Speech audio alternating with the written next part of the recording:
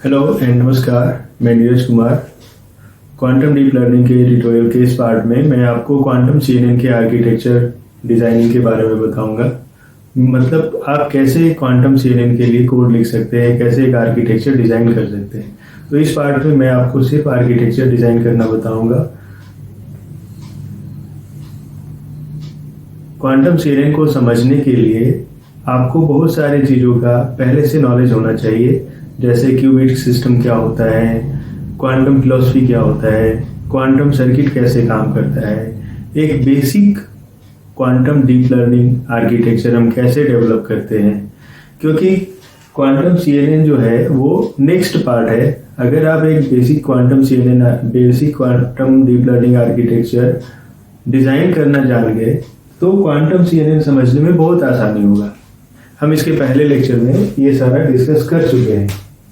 तो जैसा कि ट्रेडिशनल सीएनएन में होता है, ट्रेडिशनल सीएनएन मतलब क्लासिकल डीप लर्निंग के में जो सीएनएन यूज होता है उसमें क्या होता है कि पहले हम डेटा लेते हैं, डेटा को इनकोड करते हैं, फिर कन्वोल्यूशन लेयर में लगाते हैं, फिर पुलिंग लेयर में लगाते हैं, फिर कन्वोल्यूशन और पुलिंग लेयर का स्टैक चलाते हैं मल्टीपल टाइम्स।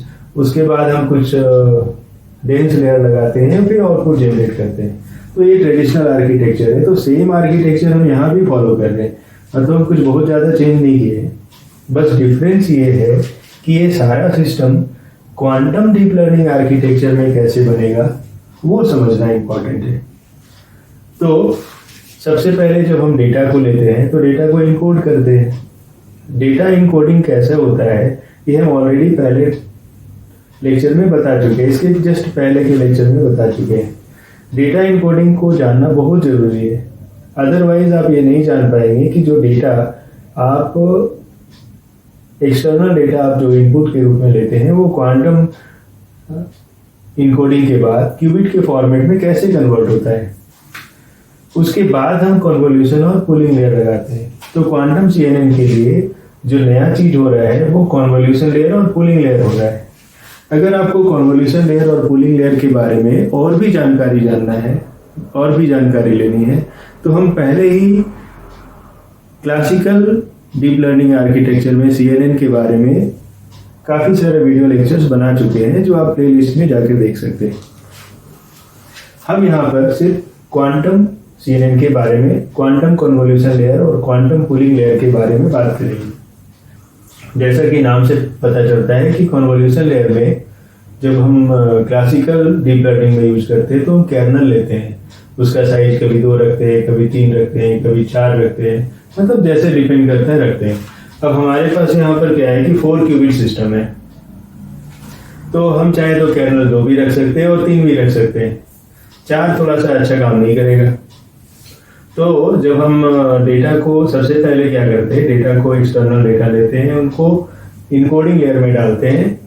इनकोडिंग लेयर में डालने के बाद सपोज हम कर्नल साइज 2 मतलब जस्ट 2 का साइज का इनकोडिंग ले रहे हैं, तो उसमें क्या होगा, सॉरी 2 साइज का वो कन्वोल्यूशन क्रिएट कर रहे हैं।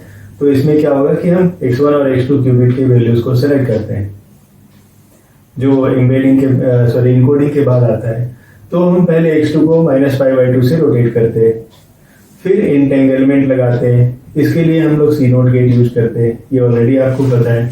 उसके बाद हम क्या करते हैं कि हम आउटपुट को, दोनों क्यूबिट के आउटपुट को θ1 और θ2 वैल्यू से रोटेट करते हैं। θ2 और θ1 और θ2 सॉरी पैरामीटर से रोटेट करते हैं y एक्सिस के अगेंस्ट। आप इसको z एक्सिस के अगेंस्ट भी कर सकते हैं, x एक्सिस के अगेंस्ट भी कर सकते हैं, ये डिपेंड करता है आपके रिक्वायरमेंट पर, या फिर आपने ब्लॉक स्पेयर के नोटेशंस में कैसा अपना मतलब डिजाइन के बारे में सोचा है उस पर डिपेंड करता है।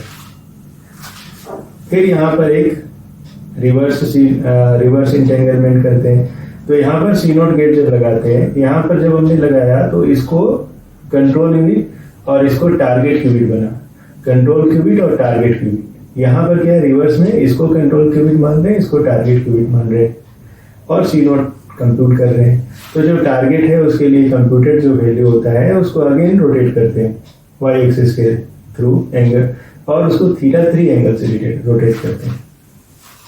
अब इसके बाद क्या कर रहे हैं, यहाँ जो आउटपुट आ रहा है उसमें फिर रिवर्स इंटेंगलमेंट करते हैं, मतलब इसको कंट्रोल क्यूबिट रखते हैं, इसको टारगेट क्यूबिट रखते हैं और रोटेट कर देते हैं। तो जब रोटेट करेंगे, सॉरी, यहाँ पर फिर से एक रिवर्स इंटेंगलमेंट लगाते हैं, मतलब इसको कंट्रोल क्यूबिट रखते हैं और इसको टारगेट क्यूबिट रखते हैं। उसके बाद जो आउटपुट आता है उसको फिर से रोटेट कर देते हैं, वो θ4 एंगल से रोटेट हो गया। तो ये जो भी हम θ1, θ2, θ3, θ4 रख रहे हैं नाम, ये पैरामीटर्स है। ये पैरामीटर्स जब हम डीप लर्निंग को ट्रेन करते हैं उस समय ये पैरामीटर्स लर्न होता है।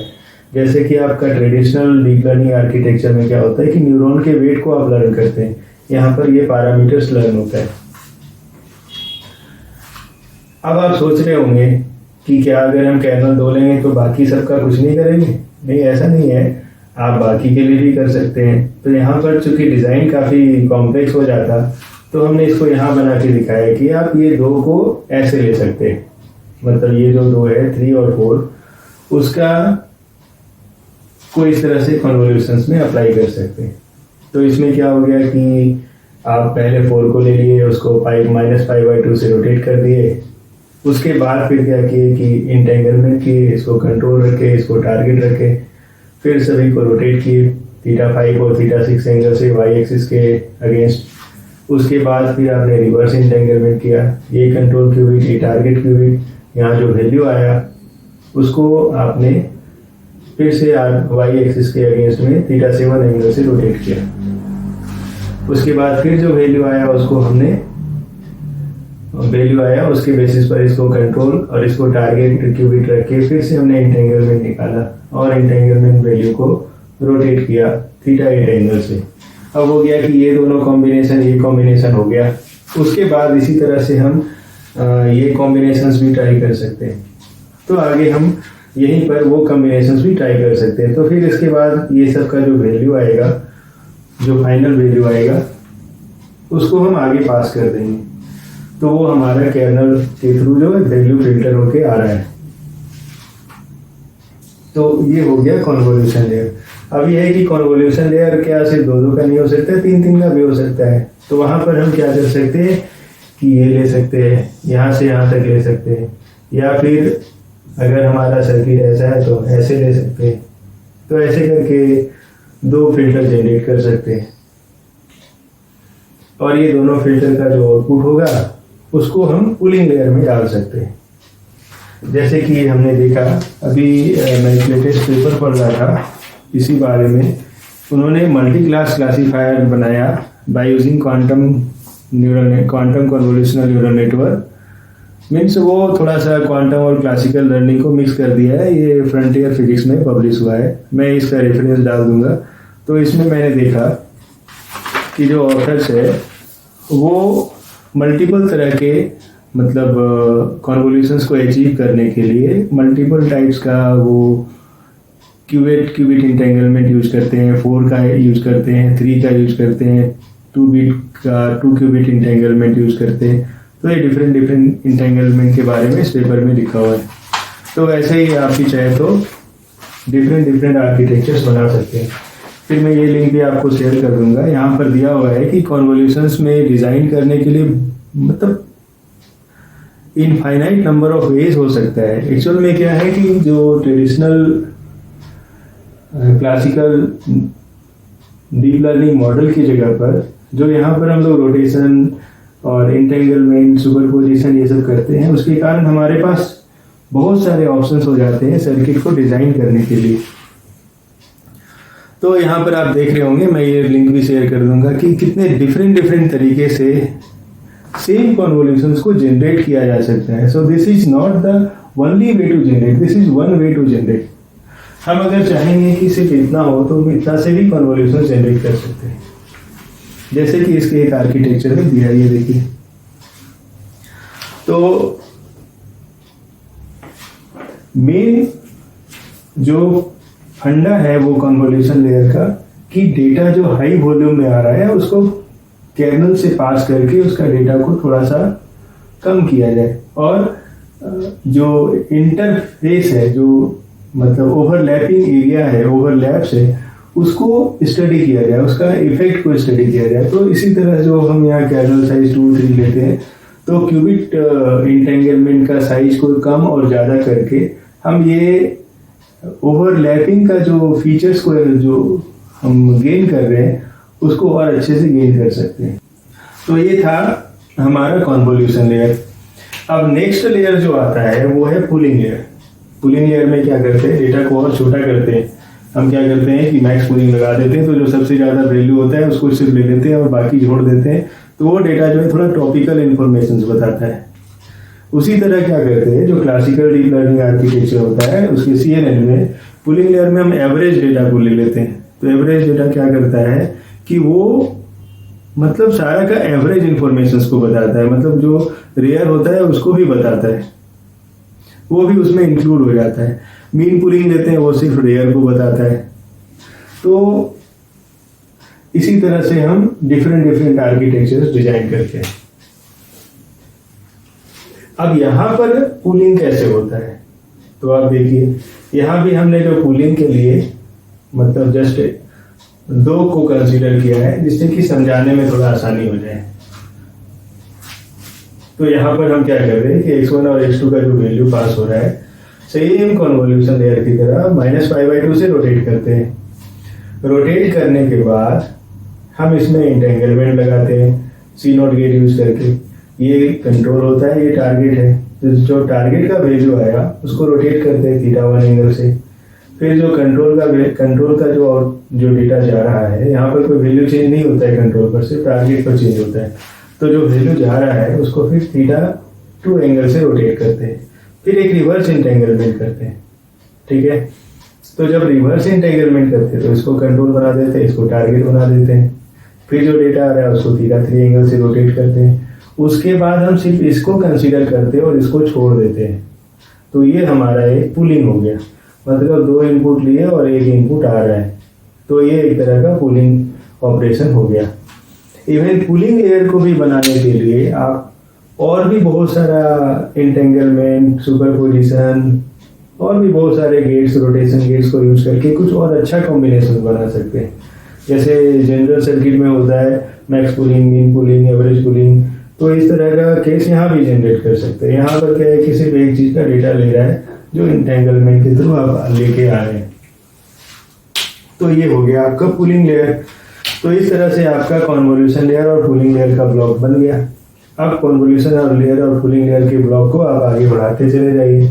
फिर जो आउटपुट आएगा उस आउटपुट को कैसे कंसीडर करेंगे, इसके बारे में अगर जानना है तो आप अपना मेरे पुराने वीडियो को देखिए। उसमें एक ट्रेडिशनल डीप लर्निंग उसमें मैंने बताया कि एक basic quantum deep learning architecture में आउटपुट को कैसे हैंडल किया जाता है। तो जैसे आपका क्लासिफिकेशन आउटपुट है तो वो कैसे हैंडल होगा, कैसे इपोक चलेगा, कैसे बैक प्रोपेगेशन होगा, तो उसके बारे में मैंने प्रीवियस वीडियो लेक्चर में काफ़ी अच्छे से और डिटेल में समझाया है। तो मैं उम्मीद करता हूँ कि आप उसको देखेंगे तो ये क्वांटम CNN बहुत इजीली समझ में आ जाएगा। और अभी क्वांटम CNN में क्या है कि बहुत सारे पेपर अभी तक पब्लिश ही हो रहे हैं। जैसे कि मैंने जो पेपर पढ़ा, जो मैंने अभी बताया आपको, ये तो जस्ट 23 नवंबर 2022 को ही पब्लिश हुआ है।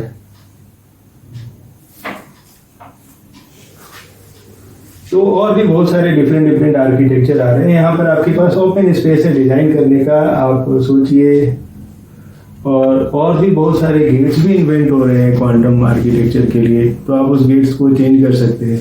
जैसे यहाँ हमने सिर्फ C0 गेट यूज किया, इंटेंगलमेंट यूज किया, मतलब एक सिंपलेस्ट वे से बनाया क्वांटम सर्किट। आप इंटेंगलमेंट की जगह पर और भी बहुत सारे गेट्स होते हैं, आप उनका इस्तेमाल करके और भी पावरफुल आर्किटेक्चर बना सकते हैं। सो ये था एक, तो इस तरह से हमने एक इसमें बहुत स्टार्टिंग स्टेज से आपको बताया कि कैसे हम बहुत इजी वे में क्वांटम डीप लर्निंग के बारे में समझ सकते हैं। और अब आप बहुत इजीली इतना सब जानने के बाद जो लेटेस्ट रिसर्च पेपर पब्लिश हो रहा है, जो लेटेस्ट कोड आ रहा है, जो लेटेस्ट सिस्टम आ रहा है क्वांटम का, उसको बहुत आसानी के साथ समझ सकते हैं। अगले पार्ट के वीडियो लेक्चर्स का सीरीज में जब मैं बनाऊंगा तो मैं कोशिश करूंगा कि सभी का कोड आपको कोड करके बताया जाए कि ये कैसे काम करता है और कैसे होता है, मतलब जो कुछ भी हमने सिखाया वो कोड में एक्चुअल में कैसे लिखते हैं और कैसे काम होता है। तो थैंक्स फॉर वॉचिंग।